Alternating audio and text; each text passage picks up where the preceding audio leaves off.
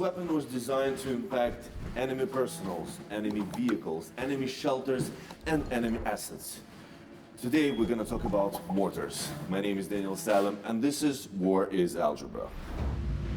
Watch this.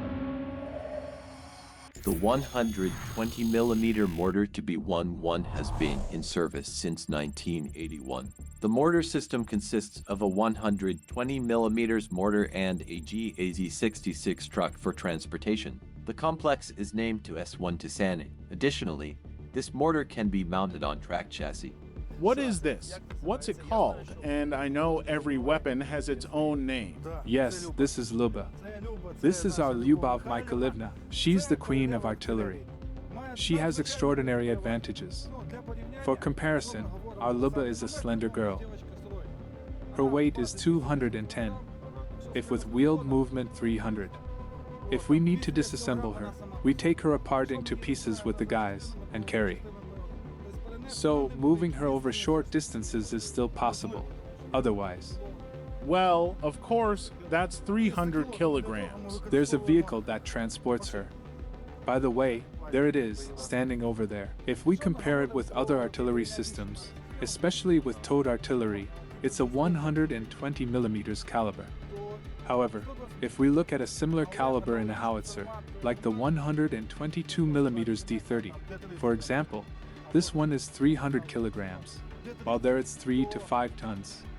The difference from rifled artillery. But here it has a shorter range. How many people are needed to get it combat ready? For example, there's a call, a target identified. You need to go. How many people and how much time is needed to start executing the task? According to the standard staffing documents for this mortar, you need 5 people, a commander, a spotter, and 3 crew members, plus the driver. If needed to preserve personnel, there can be 2 people near the mortar. The spotter, who will also act as the mortar commander at that moment, and the one loading and delivering the ammunition. 3.29 Luba is wearing hat. So she doesn't freeze. The spotter made the aiming, reported that the mortar is ready. I gave the command to load. They are loading. Next, we have 2 options. Either it's already primed, everything is set. And as soon as it's loaded, it shoots right away. Yes. Or with a cord. For safety reasons, we operate on a cord. The maximum firing angle is 80 degrees. Why can't it be more than 80? Because there is a possibility that, upon firing, the mortar could fall.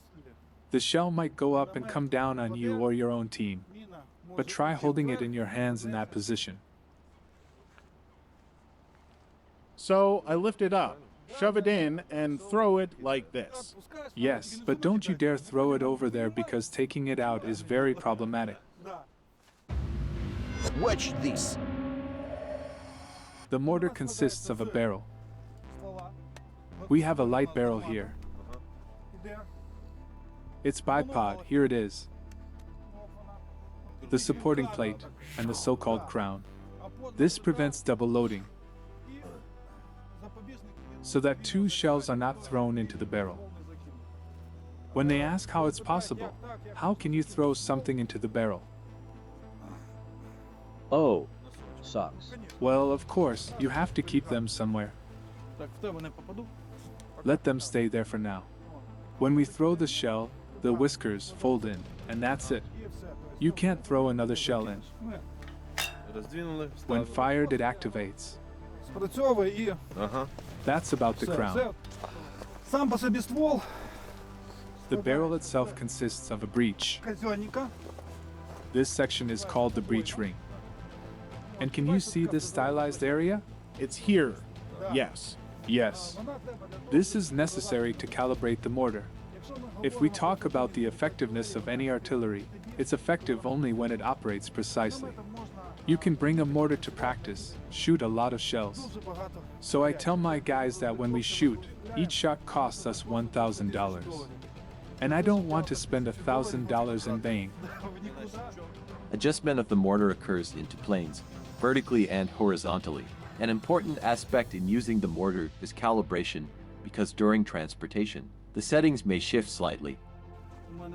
Right now, the angle is 45 degrees. On my site, it shows 10.0 at 45.55. It should be exactly 45. So, it's time for calibration. It might seem like a small error, but if the shell deviates by 100 meters, the target won't be accurately hit.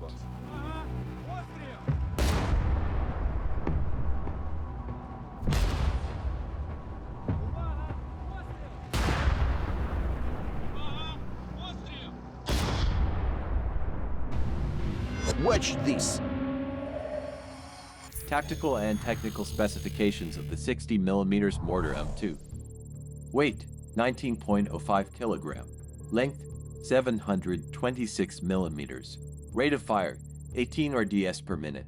Muzzle velocity, 158 meters per second. Firing range, 1,815 meters. Manufacturer, USA. Its extremely significant advantage is its lightweight design, approximately 22 kilograms. So, when we talk about any form of transportation, you can just pick it up, run. There's a convenient box to fold it into. The minimum distance it can throw shells is 100 to 110 meters. This is, so to speak, to the place where the wheels are folded. The maximum range is up to 2,500 meters. It can shoot up to 3,100 meters with special designated shells. Speaking of its average effective range, it's around 1 kilometer, let's say up to 2 kilometers. But its effective range is 1 to 1.6 kilometers. The 60mm mortar is used for supporting a platoon or a company. Why? Because it doesn't require a large number of people. Its task is to suppress enemy firing points, both enemy machine guns and live enemy forces. In general, mortars are the infantry's curse. For example, a shell hits differently than a mortar. Let me show you. The shell flies like this, and the fragments fall like this. If a shell flew over you, it hits like this. But a mortar hits like this. Fragments scatter around. So, when you hear that mortars are flying, you drop and lie down, because infantry running is the ideal target for a mortar.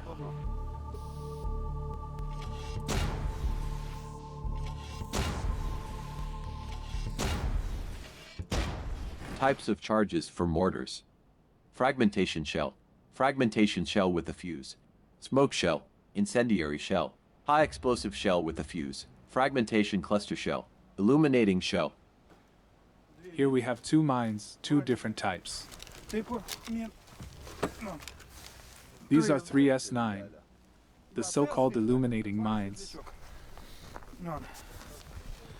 The average weight of the mine is 16 kilograms. It will even weigh less. You can see that from the markings. It is mainly used to support our troops on the battlefield. When it's night, imagine. Very dark. Then it creates a bright spot, illuminating approximately an 800-meter diameter circle. When we talk about mortar mines, there is a certain format. There's the mine, and then there's the mortar shell. The mortar shell consists of a mine, a shell casing. Here, there's an explosive charge. See, there are two different types. That's because this one has a time mechanism because it needs to work in the air. It's like a detonator. Yes. Another interesting mine is the smoke mine. It serves the function of concealment. It could be used during a withdrawal or to cover evacuation. In such cases, the enemy becomes blind for a certain period. Other mines typically work to inflict damage on the enemy. To precisely understand where to shoot, military personnel use a cheat sheet, so to speak, known as a firing table. For example, when you don't have a tablet or calculator, you can understand where and how to shoot, of course, using a map and a firing table.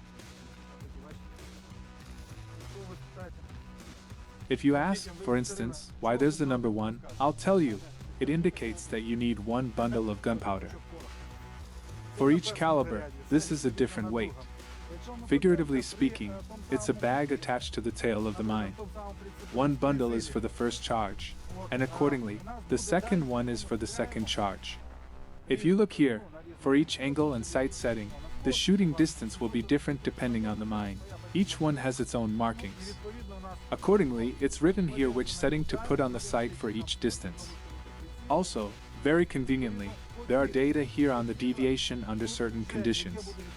The Earth is rotating, so there is a slight displacement, and while the mine is flying, the Earth will introduce a small error. Watch this. War is algebra. My name is Daniel Salem, and we continue to tell you about the most interesting things in the world of military technology.